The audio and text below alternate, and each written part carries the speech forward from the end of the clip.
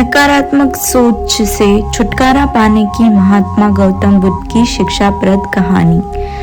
ध्यान के दौरान मन को नकारात्मक विचारों से कैसे बचाएं?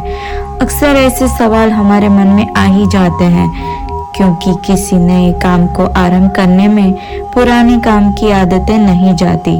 इसलिए ध्यान लगाने के दौरान नकारात्मक विचारों का आना स्वाभाविक है। कैसे पाया जाए नकारात्मक सोच से छुटकारा? तो इसका सीधा और साधारण उत्तर है समर्पण। समर्पण कैसे करें और किस चीज का करें? जी हाँ, आपको समर्पण करना है अपने सोचने की शक्ति का। महात्मा गौतम बुद्ध के जीवन के एक घटना को आपके सामने रखने जा रही हूँ, जिससे आपको ध्यान के दौरान नकारात्मक सोच से छुटकारा पाने के रास्ते का ज्ञान हो जाएगा। एक बार महात्मा बुद्ध अपने कुछ शिष्यों के साथ दोपहर के समय एक जंगल के रास्ते जा रहे थे। जंगल में कुछ दूर पहुंचकर महात्मा गौतम बुद्ध को प्यास लगी। उन्होंने अपने एक शिष्य आनंद से कहा कि उन्हें प्यास लगी है। उस जगह से 1 मील पीछे एक नदी है जो उन्होंने आते समय देखी थी। आनंद को उन्होंने वह जाकर पानी लाने को कहा। 1 मील की दूरी तय करके आनंद जब उस नदी के पास पहुंचा तो देखता है कि उस नदी का पानी गंदा था। शायद उस नदी को किसी बड़े दल ने सवारी सहित पार किया था। जब आनंद ने देखा कि पानी पीने सा नहीं है और इसे ले जाना उचित नहीं है, तो वो वापस वहीं आ गया जहां गौतम बुद्ध उसका इंतजार कर रहे थे। आनंद ने गौतम बुद्ध के समक्ष सारी स्थिति रखी और कहा कि हम आगे चलकर किसी दूसरी नदी से अथवा किसी अन्य स्रोत से पानी पी लेंगे। पर महात्मा बुद्ध ने यह बात न मानी और कहा कि उन्हें उसी नदी का पानी पीना है, इसलिए वो दोबारा जाए और उसी नदी का पानी लेकर आए। आनंद इस बात से बहुत हैरान हुआ कि महात्मा बुद्ध को उसी नदी का पानी क्यों पीना है, लेकिन महात्मा बुद्ध के आगे वह कोई प्रश्न नहीं उठा सकता था।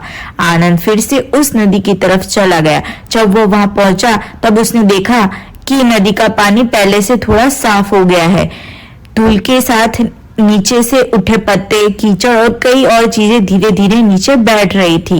बाकी की गंदगी पीछे से आने वाला पानी अपने साथ बहाकर ले जा रहा था। आनंद सब धीरे धीरे देख रहा था। वह वहां कुछ देर बैठा। देखते ही देखते नदी का पानी एकदम स्वच्छ हो गया। तो आनंद ने पीने के लिए पानी भरा और वापस महात्मा बुद्ध के पास जा पहुंचा। पानी लेकर पहुंचने पर सबने पानी पिया। तब महात्मा बुद्ध ने आनंद से पूछा, तुम तो कह रहे थे कि पानी पीने के लायक नहीं है, तो फिर ये पानी इतना स्वच्छ कैसे है? भगवान, वो तो पहली बार में गंदा ही था, बाद में साफ हो गया। तो तुमने पानी साफ कैसे किया? क्या तुम पानी में से गंदगी को हटाने लगे या फिर तुमने पानी में जाकर गंदगी से लड़ाई की? ऐसा क्या किया तुमने कि पानी साफ हो गया? भगवान, क्या मजाक कर रहे हो? मैंने कुछ भी नहीं किया। जब मैं दोबारा गया तो पानी थोड़ा साफ हो चुका था। कुछ क्षण बैठकर प्रतीक्षा की, उसके बाद पानी एकदम स्वच्छ हो गया। यही तुम्हारी शिक्षा है आनंद, इसे ग्रहण करो।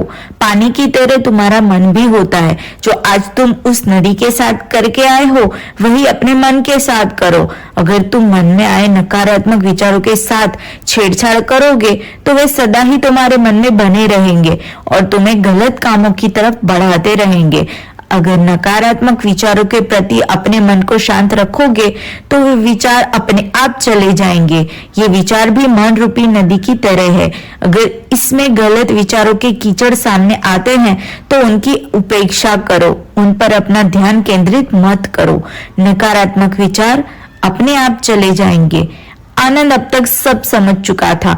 इसके बाद कुछ देर विश्राम करके वे सब फिर से आगे बढ़ने लगे। मित्रों, इसी तरह हम भी जब अपने अहम को त्याग कर बुरे विचारों से दूरी बनाएंगे तो अच्छे विचार अपने आप हम तक पहुंच जाएंगे। अनावश्यक और नकारात्मक विचारों से छुटकारा पाने का यही सबसे सरल और सुखद माध्यम है।